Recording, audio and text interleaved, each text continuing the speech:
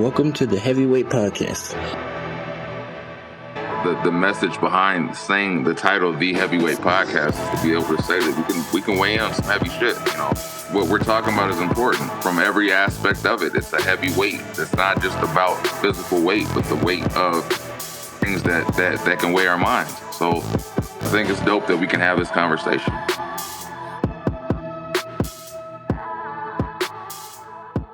What's good? This is episode 102 of the Heavyweight Podcast. I am Studder McFly with these three guys. Go ahead and state your name for these beautiful people out here. I'm your boy, Pusha Teeth. Well not played. even gonna get in that one. Well played. Hey, it's teeth. They've been pushing. We're gonna talk about that a little bit further. Go ahead. Go ahead. Hey, they call me Hunter. It's your boy, How are your weeks? Oh my God! Actually, I'm happy it's over. This nigga said Pusha T. That's a long one. That's what she said. Yeah, pause. Yeah, I keep forgetting. I gotta learn this pause stuff. But vacation week, you know how that go. So every day at work was like too long, even though I left early. Bruh. But I made it, and now we're here. Thank goodness. And other than that, yeah, good, pretty good. Can't complain. How about y'all? My week was a week of anime and laying down. That's it. That's all I can do. So you and Andreas have similar weeks. Because I can't do much with this cast on my foot. So that's pretty much what I do. So it was all in all, it was good. I got some business taken care of, and Kevin has blessed me with a wonderful joke. I'm gonna laugh off this for days. Yeah, that was good. It was good. Glad I can help. You surprised? This is what we do every week. Right? No, I was waiting for me to finish or me whatever, but my week is my week. You motherfuckers know it by now. Keep your head down, go to work, come home, and just relax. As long as nothing drastically happens, I'm okay. You do nothing dangerous at work? Is that what happens? Is that what happens when you get older? It's just super routine. Yeah. Hey, and you got to remember, there's no kids in there to change it up. Oh yeah, you're right. Yeah. You got your grandson. He come over and throw some shit in there every once in a while. Randomly, but he ain't there. He's not there during the week when we work. So no, I wake up, come home, go to work. Wake up, come home, go to work. If you need somebody to mix it up, I will drop my daughter at your doorstep. Have her there about 8:30 in the morning when you get there. You just have her oh my God, bro! Oh hell no, man! What the fuck, man? Now when a grandson comes over, yeah, that week is different. That day is different. But no, outside of that, nah, dude. Yeah, that's a shot. That was a shot. You threw a shot. Yeah, when you get older, I went through it. I'm done with that. Exactly. Exactly. Not even gonna lie about it. It's a beautiful thing, especially being able to lay in your living room with your dick out. Yeah, I mean, you don't. Oh my God, Mr. McFly. I see where this is going. This whole episode. It was. I got through the work week. I guess I had a Hunter-like week because I kept my head down and stayed off the radar because they looking for blood. Laying there with your dick out, but I got 3 kids in this house. I can't do that. Why not? Andreas do it. Oh my God! But yeah, I just go to work and get through the week, man. I feel and like I said, we're getting ready for a possible strike. So they're nitpicking and yeah, you guys hit the news. Yeah, apparently. And then I did have an instance where another trucker from a different company was like, "Oh, so you guys you're in contract talks?" And oh man, we really aren't trying to see how it goes because you guys dictate how we get paid. So like, if once we get paid, they get paid more. So whatever comes out of this contract dictates what the rest of the trucking world does. I didn't even think about it that way until you said it, because like shit. So you guys are just waiting to see what we get paid. So you guys, when you guys go negotiate, it bumps you guys up. Absolutely. That's dope. But other than that, just working and staying off the fucking radar. We out here, Jerry Maguire and this bitch. Show me the money here. Yeah. Okay. So before we get into the festivities, since he brought up Pusha Teeth, did you guys catch that first round of that battle? Jim Jones. I just learned Jim Jones dropped today, so I haven't heard it.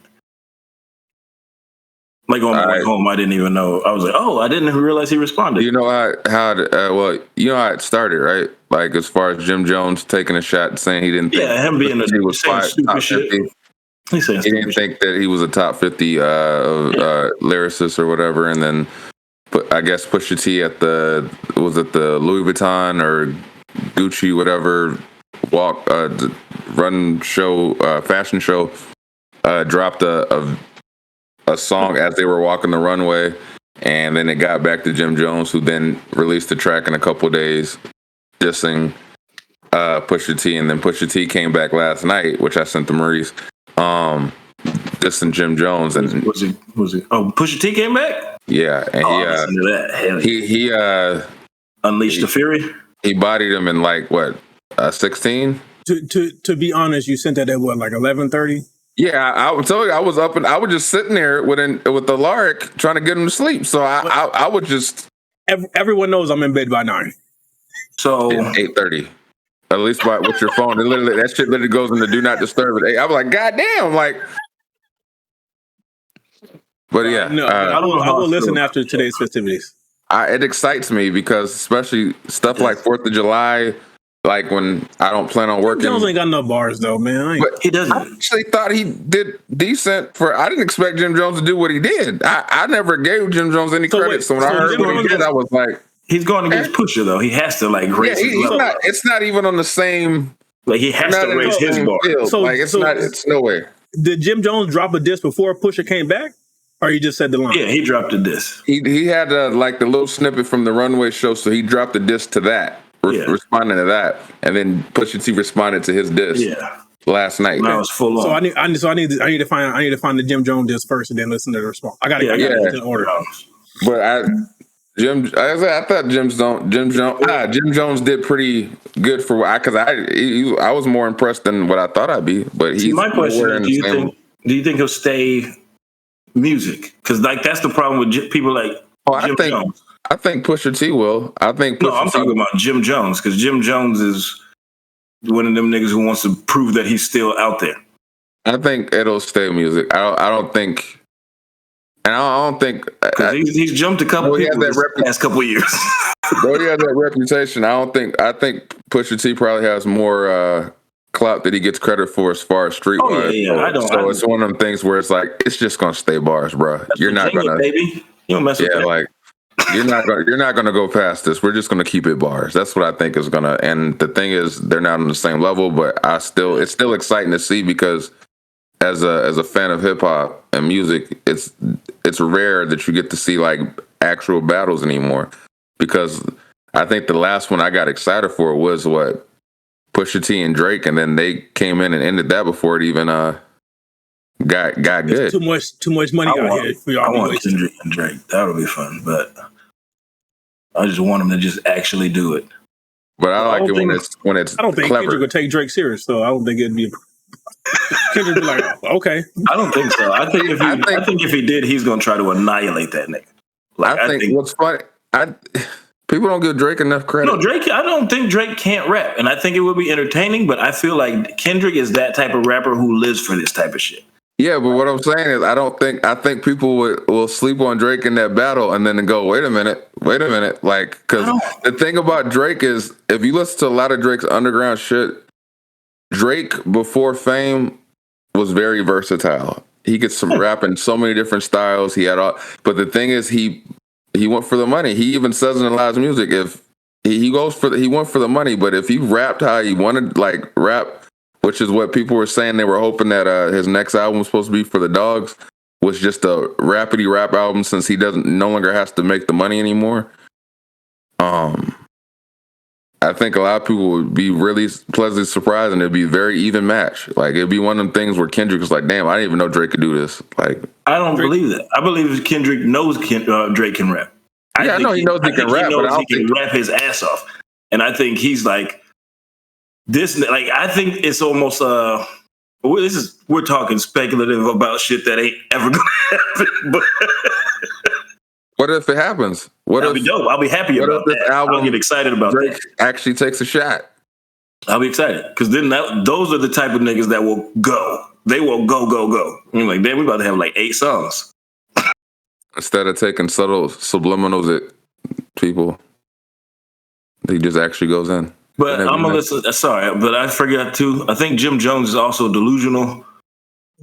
Like he is. I don't know. Ballin'. He said he ain't been relevant since Ballin'. Well, he said he's the one who made. He gonna call Cameron from he made Kid Cudi because of the remix. Let's get into it. I'm not gonna respond to that. Right? But he used in his diss to Jim Jones, he used the Cameron interview where he was talking about him crying. Who about Jim Jones crying? About Jim Jones crying on Love and Hip Hop. Oh, hey, man, a grown man can cry, man. We got emotions too. And he said, "You better not cry." Oh, this nigga done cried. He cried. These niggas go fight. He said, "Don't let that tear drop." They gonna run into each other at a dinner. All right, I guess we'll get into the shenanigans. The shenanigans. First topic, since we're on it, what does hip hop mean to you, and how much has it influenced your life? Everything. I was thinking about that. Like I was like, I think we're all about that, and that because that 50-year-old thing is like we're literally born into that. Like that's what. Even listening to like your parents' music, that shit was in hip hop. Like they took all that shit and just kept going. Like, so I think for me, it's literally damn near everything. Like the way I dress, the way I do everything. I think it's amazing because it's even in my vernacular and how I talk. Yeah, and it's like it's funny because judging by how much and what you listen to, you probably be able to dictate what your preferences are in music by how you speak. You be like, so like I'm gonna assume you listen to more East Coast rap. You're like, how you know that shit? Like, because like I was watching last night the Busta Rhymes BET performance, trying to put a lark to sleep, and I got really excited. And I was just jumping around. And I said, "God damn! Like this shit's fun for me. Like to see him do like all of his hits in the beginning." And I was like, I grew up on all this shit. Like from Do you do Break Your Neck? He did a little bit of Break Your Neck, and then he did Got You in Check? Wow. No, he did That's surprising. the fucking the leaders of the new school shit. The scenario. What's the scenario? That shit had me hyped. The row like a Dungeon Dragon. Just listening to all that shit. That's not Nicki Minaj's song? No. I'm messing with you. What about Cavassier? No. He just did a quick rendition of stuff, and then he got to Put Your Hands Where My Eyes Can See, and he brought out Coi Leray, and she did her mix to that, and then like he did the Touch It. He brought out Swiss Beats and Raw Digga, her verse on the Touch It remix. Not Raw Digga. And it was exciting, and then and it was just fun to see us because like I'm looking at these two old dudes and like both of them got bellies, and it's just like it's dope to see like these guys are like been around for forever. Like I was staring at Busta Rhymes and I'm like, I remember when you were the skinny dreadlocked having dude, and then you got buff, and then now he's in his older years and he's still doing it, and it's like it was dope to watch. Like when he was in his raw bag yeah. But it's and it's dope like to watch because then you realize how much of that influenced your growing up. For me, it helped me a lot growing up to have hip hop. If I didn't have hip hop, I probably wouldn't be here. Easily the most influential music out there. Like easily. And then I was listening to a country station because sometimes you hop on these tractors and the motherfuckers are having on certain stations, and they were playing something. And I said, "This is heavily hip hop influenced," and I didn't turn the station. I just kept listening because you can hear the influence in other genres, and you're like, "That's dope." Oh, it's in there now. They rapping in country. Yeah. And then you hear some of the slang they say in the songs, and like you like, what the fuck? Like, did that nigga just say "badunk"? There's gonna be someone's gonna say "nigga" in a country song. It's coming. Even the slower country songs got R&B vibes to it. But when you hear the hip hop slang in country, you're like, damn. That guy who was with who is it? Lil Durk. He did that songs with Lil Durk. He got in trouble for saying the N-word. But like I heard the clip and I was like, he was saying it like he was black. Like he wasn't. I think he was hanging out with Durk and then when he was like, I like that. I would like to hear Hunter's answer to this because I'm pretty sure he was at a Kool Moe Dee concert back in the day with his Gumby. Because he's gotten the whole evolution of hip hop. He's been through every stage. You were here from the beginning, right? I might have. Well, I never liked '80s hip hop. Is that because you were a part of it? No, I don't. It's just the way it is. You were out there doing graffiti. Yeah, that was in the '90s though. Oh, so you little Ice Cube and shit. Yeah, but you got to get Cool Hurt. I never was big into '80s hip hop. I like '90s, and then in 2000s I fell out of it. 2000, like at the 2000 mark. Yeah, right around the 2000. There's no need to argue. Parents just don't understand. So fuck all that. You know, my take on hip hop has really changed over the last few years. Because if you really look at it from a society standpoint, it's one of the most derogatory musics that we use against ourselves. Sometimes. Yes. But it's such a vast thing that you can choose to not hear that. There's so much that's uplifting. I mean, even it's the fact that only our society is the one that's doing it. Doing what? You know, we're the ones that call our own women bitches and hoes and everything else under the rainbow when it don't need to be that way. We're not the only ones. What you talking about? You crazy bitch? You fuck so good you're on top of it? That's not no niggas. No, I'm just saying that's the way our music is. Some of it's derogatory, and I feel like you could use that to a degree to any fucking genre. There's going to be a part of that has their own whatever. It's just what, like Kevin says, what you choose to listen to. Because a lot of the shit I was growing up with wasn't bitch hole nigga this nigga that. So it wasn't, but it has gone that way. But it's still like. But I think that's the mainstream that gets pressed to us because there's so many like artists and groups out there that you could play and be like, I could let my mom listen to this. Like, you know, that right there, what you said right there, the mainstream, what gets pushed to us. Yes. That's where I started getting money away from. Right. And that's, you know, I was pushed to Bone Thugs and Harmony, but I didn't know half of the shit they were saying. And oh man, I'm gonna say you know what's that's how me and Tijor met. Actually, I think we was reciting Bone Thugs lyrics. And I was like, oh, you know that. What's so fucked up is you could sit there and read Bone Thugs lyrics and say, "Damn, that's not at all what I thought." Is that what they said? Is that what they said? Oh, I didn't say no. Somebody said what Busy Bone was saying. He recited Crossroads, and he was like, "That's what I said, not whatever y'all said." What's up, boy's name? Twister? Yeah, Twister. It was always hard to understand. 85% of what Twister says. So I always felt Twister was the most clear at what he was saying at that speed. Yeah, I would give you that. No, I would say listen though. I would say M is a little more clear when he's rapping fast. That's not his style though. You know what I mean? That's not what he stays at. He didn't stay at that. Yeah, but Twister throughout the years, he was the one I could say, well, I listen to him, I can clearly hear what he's trying to say. The Bone Thugs, you have to decipher a lot of what's being said, especially Busy Bone. Yeah, Busy Bone. He had to, you know. I mean, the only person that you didn't really have a problem with Wishbone. I would say most of the hip hop I listened to were starting off with I listened to mostly underground rappers. I wasn't really a big mainstream guy outside of the big ones. I listened to Pac and Biggie, DMX. I didn't really listen to Jay until like the 2000s. We did the whole Hot Boy thing. Everybody in high school does the Hot Boy thing. I don't know why, and Snoop. But as I got older, Hunter, that mainstream rap became less and less appealing to me. Like I would say 2005, 2006, it was about lyrics to me. What you were saying had to be clever. I didn't want to hear it. Here's a fun fact that I've never said aloud. my first musical hip hop influence was the Brat. Her fine ass.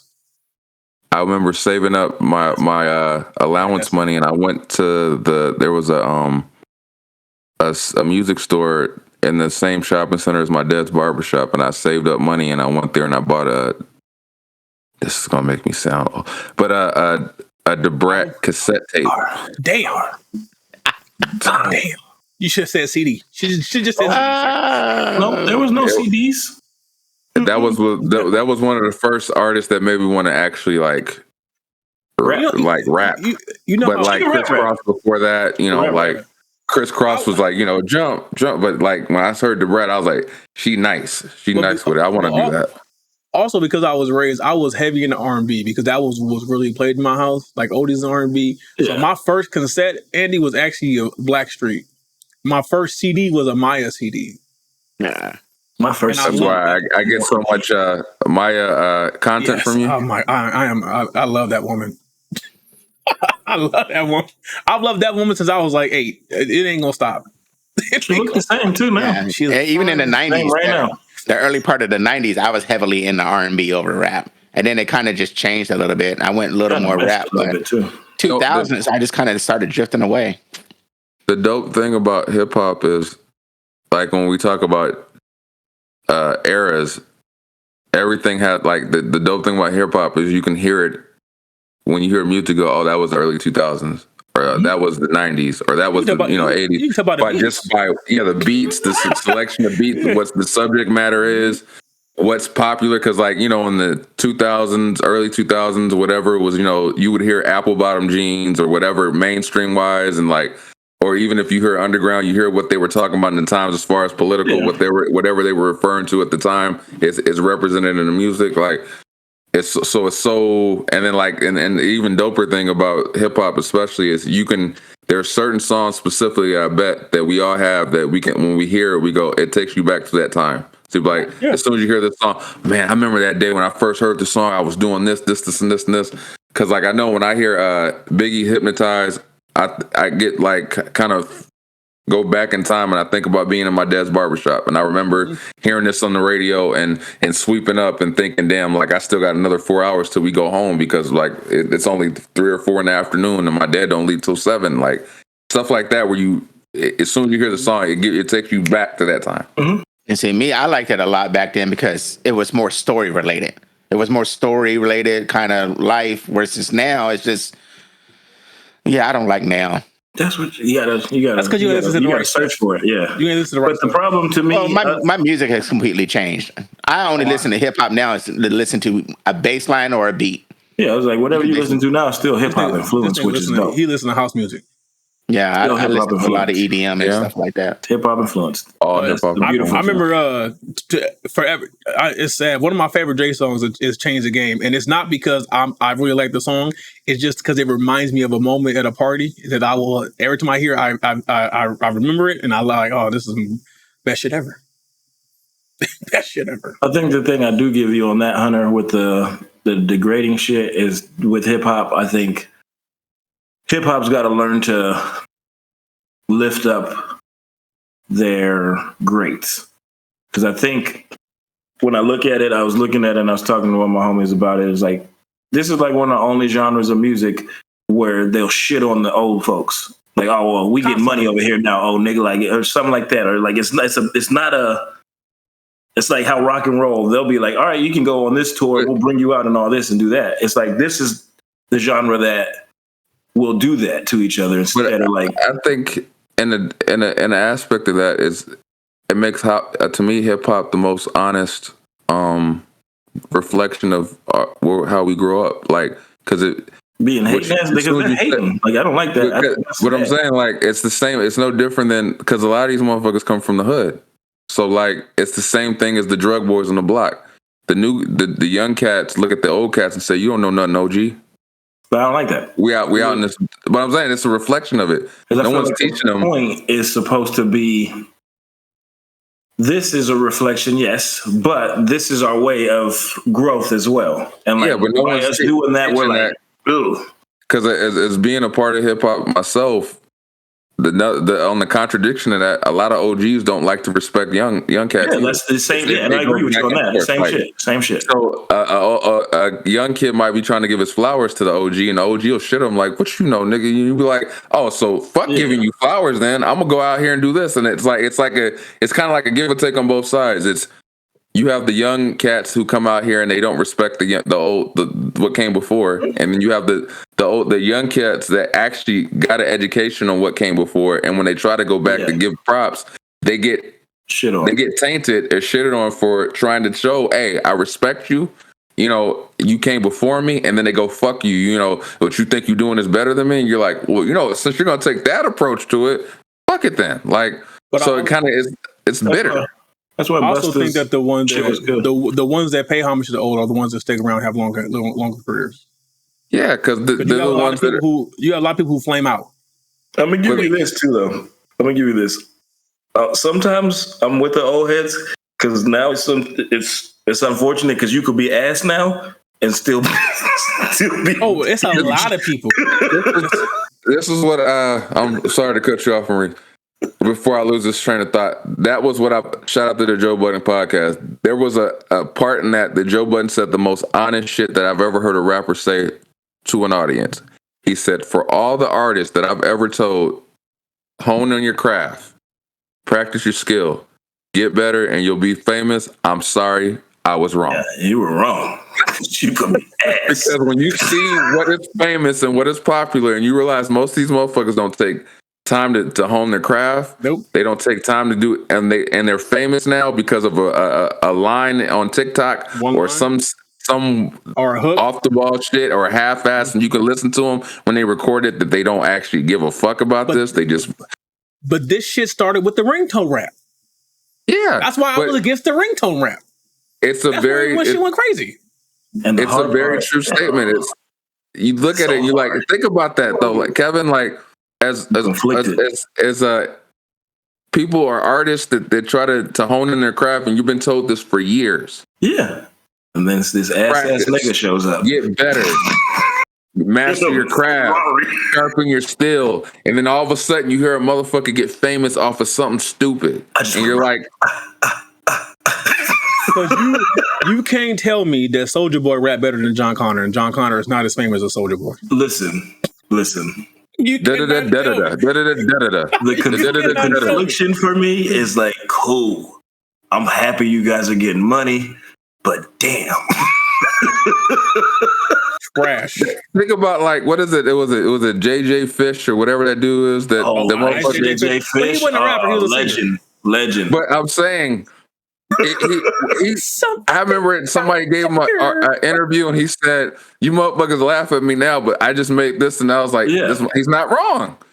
He honed in on something where he was like, "I'm so horrible at it. People will tune in just because I'm so horrible at it." And he was doing interviews, and he was on Wild 'N Out, and he was on other he was like on Breakfast Club for being horrible, and he did it on purpose. Yes, brilliant.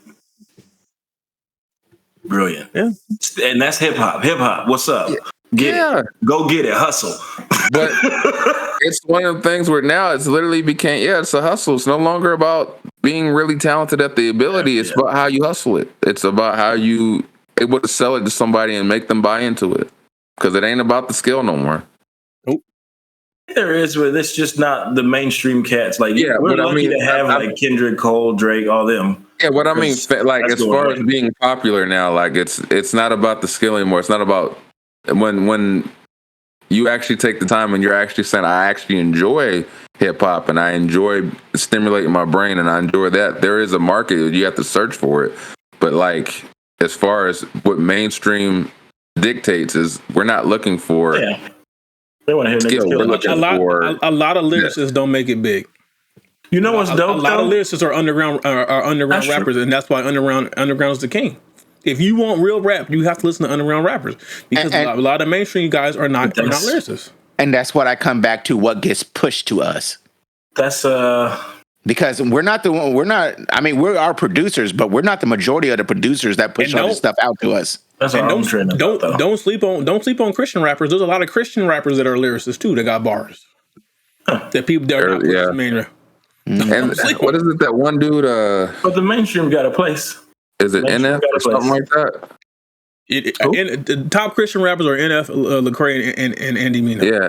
Top They gave Christian. NF the Christian title. Yeah. I wouldn't Yeah, call but him a Christian he doesn't. rapper. He just because he doesn't cuss. He don't cuss.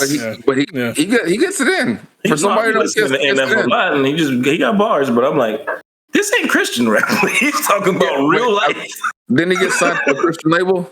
Did he? I think he did. Yeah. Yeah. Oh well, then So- I guess he is now. He saw the But he's market nice. share, and I'm a corner.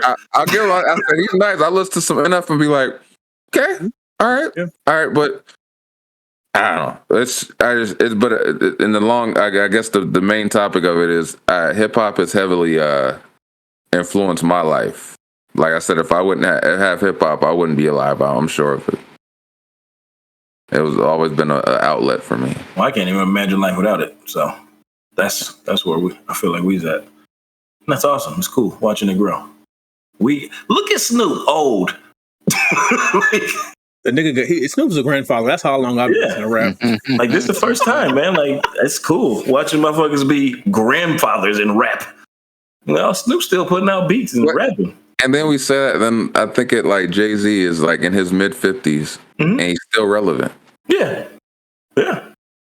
One of the few billionaires that we have to look up to and say, this guy's a billionaire. He's been doing this since, and he got in the game late. He didn't get famous till 31. What about this though? Now we have multiple billionaires that are on different planes of the game. Because now you got Dr. Dre. Dr. Dre ain't really rapping. He's still producing and stuff here and there, but he's more into this. You got Diddy in this. Yeah, he was reciting. Yeah, that's fine, but you get what I'm saying. Like he don't even do that hardly now. But then you get Diddy, who's more in that's what I'm saying. Like it's cool because this was never a thing. Like it was never like nobody believed this shit was gonna happen, and here we are. But like Ice Cube said, that music money ain't really money. You want that's why you open up. That's why you. I think before. I think it's there now. I think it's there. Other avenues. But like I was listening to Midnight Miracle. Shout out to Dave Chappelle. Like the fucking the way they set up fucking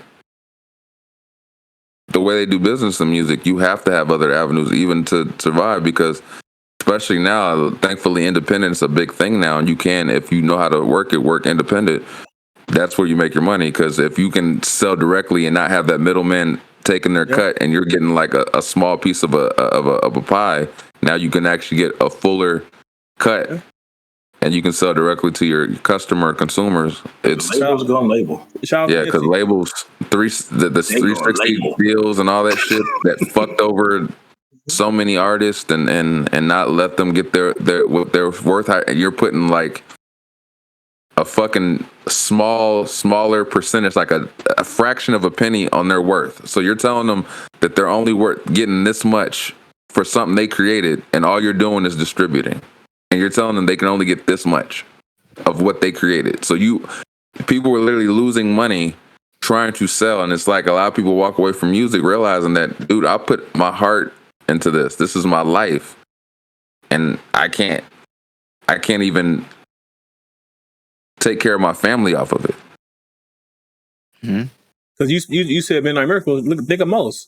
I'm sorry, his new name. He's one of the most lyrical. He's one of the most lyrical rappers. He hasn't done much as far as numbers wise musically, but he's hella talented. And even on there, like Yasin was talking about how Talib was talking about Yasin rather, and saying that when he met him, he was one of his most influential friends in music because he would go and know his worth. So when he would go into these meetings, he would tell labels or whoever he was dealing with that they needed this much money to do anything, and Talib would think it was like an impossible number to even request, and they would actually give the money, and he would give that money to all the people that work for him. So he was making sure the people around him that were working with him were getting paid because he knew his worth.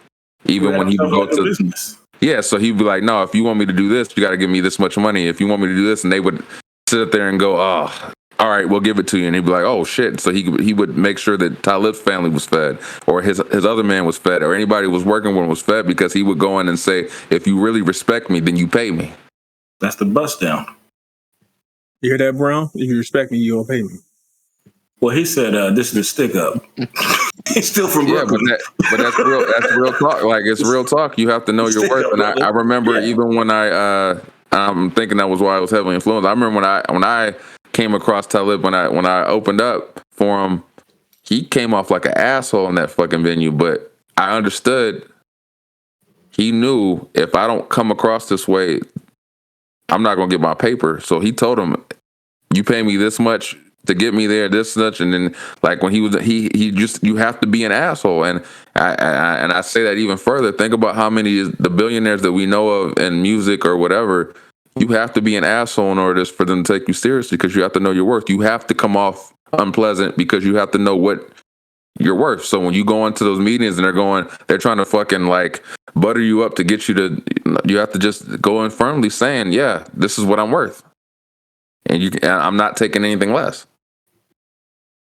Correct. Yeah. So you look unenthused. Who?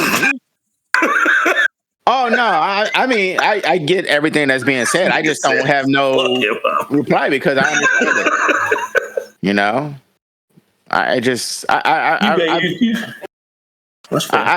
tapped out of hip hop a while ago. Like I said, now when I listen to it for the bass line, the beat, and that's it. You can basically take all the lyrics out as far as I care.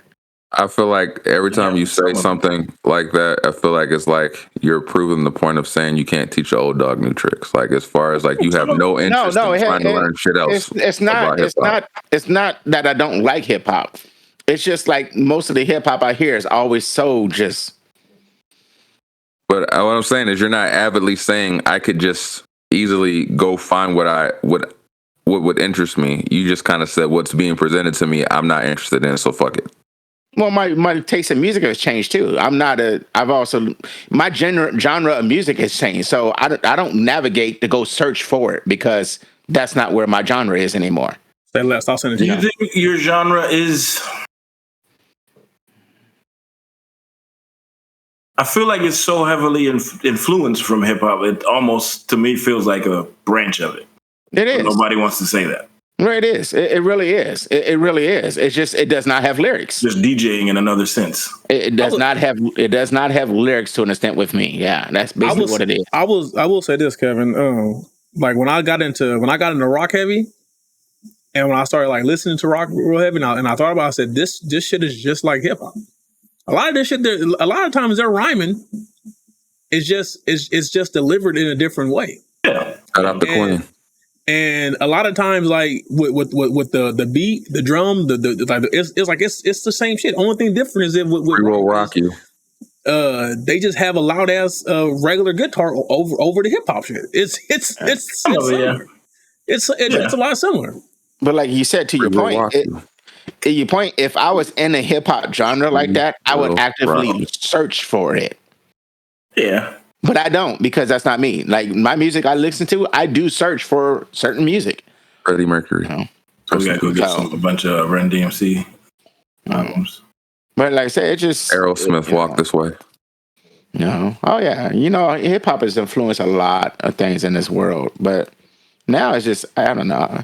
What's we are the champions. You know what's really weird? I've always been into EDM. I just didn't know exactly what EDM wasn't so much. And being a black person, being a black person, you tend to, how do you say, be unusual when you listen to EDM when you're black versus everybody else.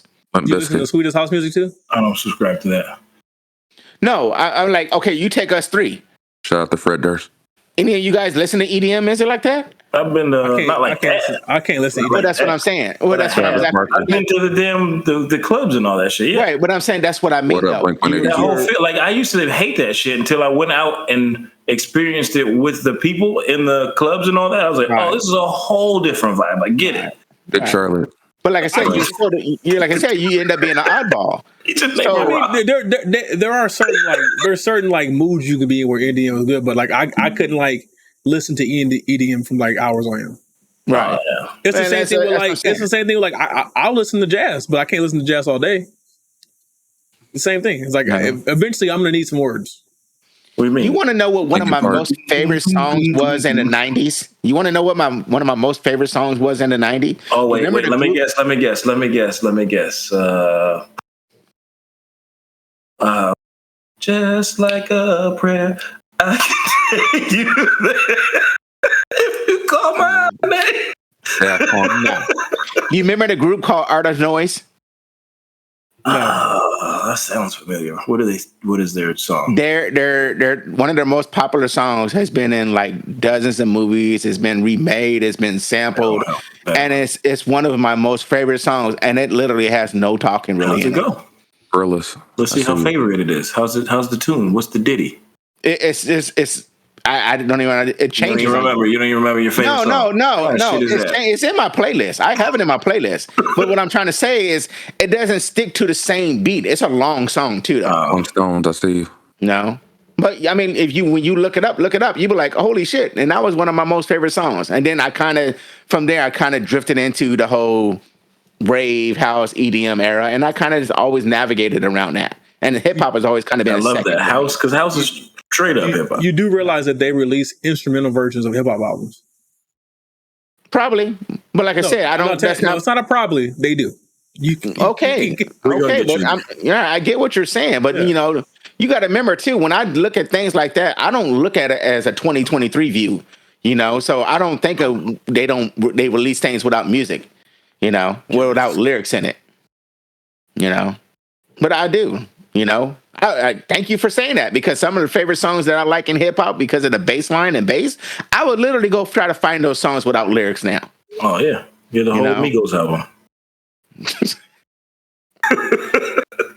I can do a song with no metronome. No metronome. No, the Handlebars song? The Handlebars. There you go. Handlebars. Right around with an ass in his, No. Handlebars in his asshole. What kind of shit is that? I can't believe this became the hip hop episode. I can. That's why I started with the Pusha T thing, because he said Pusha T. That's a perfect segue. This is what I was excited about. Shit. But like I love that 50 years. That shit is cool. Like every time I look at it, I'm like, that shit is cool as fuck, man. But man, 80s hip hop, I can't do it. It's dope, man. I cannot stand 80s hip hop. They still call Timberland. They call Timberland. Like what was it? What was it? The basketball song? Did you just basketball song? Are you talking about Curtis Blow? Basketball song? Yeah. You talking about Curtis Blow? Yeah. How it go? I like the pick and roll. I like the give and go. It's basketball. That's not your shit, huh? No. That you didn't like it. You was at the part telling the story. That shit. No, he was pop locking to that shit. He was pop locking. No, I was that. How did you not like that? You honestly understand that I was born in 75. 75. Yeah, we get it. Like in 85, he was pop locking and shit. I was not pop blocking at fucking 85. I was not 10 years old fucking on a block pop blocking. Yes, she was. No. With your cardboard and your spray paint. To the hip hop. You don't stop rocking till you was there. I saw you in the video. No. Oh yeah, so you saw a 10, 12-year-old in the video. You was close. Yes. Damn, you was close to the birth of hip hop. Yeah. I get it, but I don't that genre, that era right there, I really don't care for. Yeah, you're too busy out there listening to fucking Tina Turner and shit. We get it. No, I mean, you gotta remember. I mean, you're somewhat true. I mean, you're somewhat true because you got to remember, I'm 10 to 15 years old in the 80s. So you're listening to your parents' music. They didn't believe that shit was gonna stick. My parents probably was like, that shit ain't sticking. They didn't think that R&B was gonna stick. No. But I will say this: my favorite hip hop artist in the 80s though is 2 Live Crew, of course, and the ratchet shit. Hey, 2 Live Crew, Too Short. All I want to do is zoom, and, boom, boom. And goddamn, I can't think of his name. My posse's on Broadway. Hold on. Sir Mix-a-Lot? He said that he didn't like the way that the music degraded women, and he just said Too Short was one of his favorite artists in the 80s. What's my favorite Right, song? but I'm allowed to grow up and change. Oh, okay. So hip hop can't change? No, I'm not saying it can't. I never said that. I'm just saying what gets pushed to us now is that way. When it don't I need to remember be. LL was talking about pink cookies in a plastic bag No. getting crushed by a building. We know what he was talking about. LL was back in the Jeep. Oh yeah. that was, I still don't get how the reference getting crushed by. LL made one of the most I guess. catchiest stalker songs I've ever heard in my life. Which one? Hey Lover. Hey, lover. Oh yeah. Hey lover, when you really think about that, He was yeah. stalking her. I thought you were Yeah, he talking was. about I Need Love. That's my favorite line probably of all time. It's like, damn sure ain't in my closet. You know how many times I have did it to the song I Made Love? I Need Love. No, we don't know. We don't want to know. Don't I tell us. just want to say that Hey Lover should have been called Hey Stalker. Mm-hmm. This is more than a crush. Yeah. Hey Lover. Yeah. When you listen to the lyrics, then, but nobody picked up on it back He then. never talked to her, Internet. but he knew everything about her. Mm-hmm. And it said it was funny. I hadn't had a crush in years. That's scarier, actually, because there's no internet. Yeah, he's just following her around. He saw her at the bus stop. All right. Peeped it. We peeped it. And this was the it wasn't bad though. I give it up. I do miss the hip hop, some of the hip hop though. We have Spotify.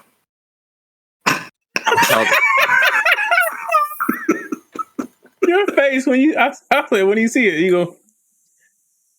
So with that being said, this has been episode 102 of the Heavyweight Podcast. I'm going to call it the Hip Hop Podcast today. Yep.